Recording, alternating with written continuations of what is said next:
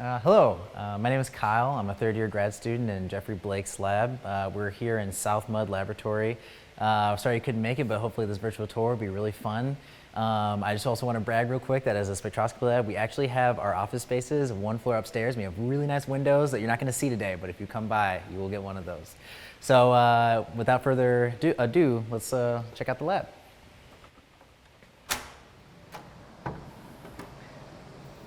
Welcome, follow me.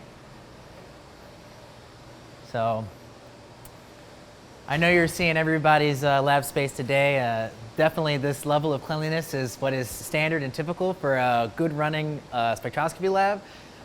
In Jeff's lab, we do work called terahertz spectroscopy, and we actually have two sides of the lab.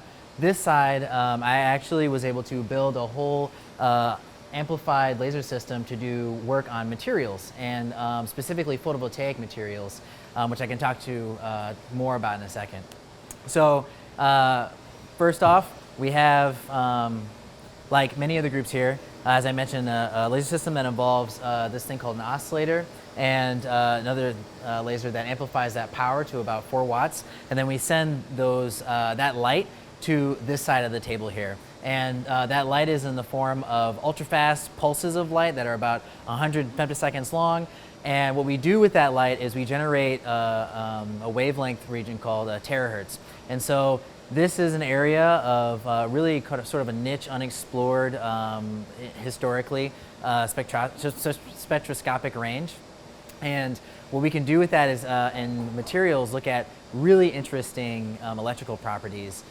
We can get at information that typically, in order to have, you would need to deposit metals onto your material or something like that and probe them physically with your hands. But here we can do that without touching them at all. We can just measure the really fundamentally interesting properties and then apply those in a device context or something like that.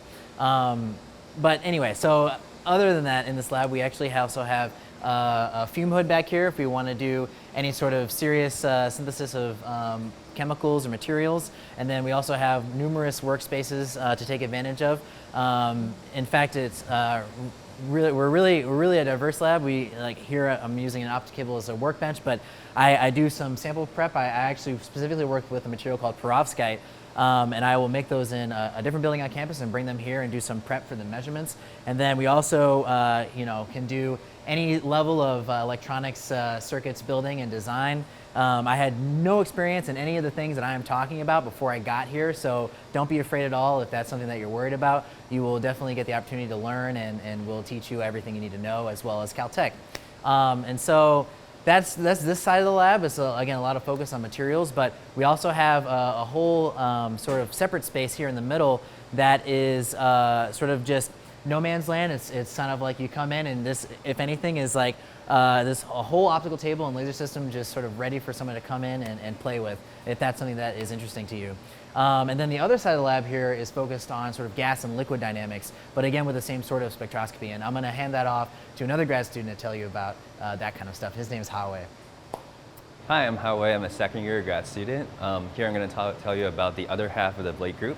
So follow me over here. So this is a new project that's just starting. The first-year grad student is TAing right now, so she can't be here. But we're building a brand new vacuum chamber that's going to study molecular clusters and molecules in the gas phase. And we're going to use terahertz comb spectroscopy to interrogate them. And then this is the setup that I'm working on. So follow me over to this side.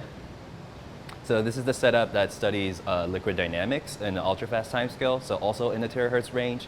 And fundamentally, you're probing the collective nuclear motions in liquids, so intermolecular and intramolecular vibrations, rotational degrees of freedom. These are all very important in the fundamental understanding of why liquids behave like a liquid. And so here we have world-class terahertz field strength that can perturb liquids very strongly in a nonlinear fashion. And we have a single shot setup which allows us to take data about an order of magnitude or more faster than the traditional setup, which is really exciting because that opens up the possibility of including another delay. So we can do multi-dimensional spectroscopy where you study coupling between vibrational modes, or you can do pump pro spectroscopy where you study like multiple time resolved processes. And so what's really exciting in the Blake group right now is that we cover all three phases, the gas phase, liquid phase, and then the solid phase with Kyle's setup. And there's a lot of flexibility in how you can configure these, as a lot of us are just first, second, and third year grad students, and we're just learning these fresh. And there's a lot of new exciting opportunities here. And so I really hope you would choose Caltech, and we hope to see you in the fall.